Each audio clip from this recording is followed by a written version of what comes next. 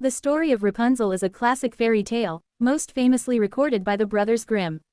Here's a summary of the tale. The story of Rapunzel. Once upon a time, a husband and wife lived near a beautiful garden belonging to a wicked witch named Dame Gothel. The wife, who was pregnant, craved a special kind of leafy vegetable called Rapunzel, which grew in the witch's garden.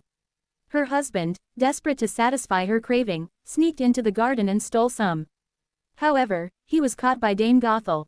She agreed to spare him on one condition: when the baby was born, they had to give the child to her.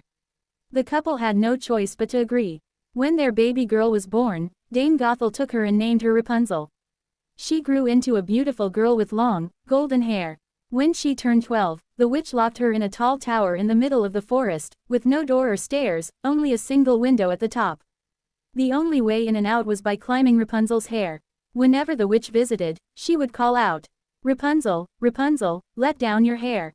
One day, a prince riding through the forest heard Rapunzel singing from her tower. Curious, he watched Dame Gothel climb up using the girl's hair.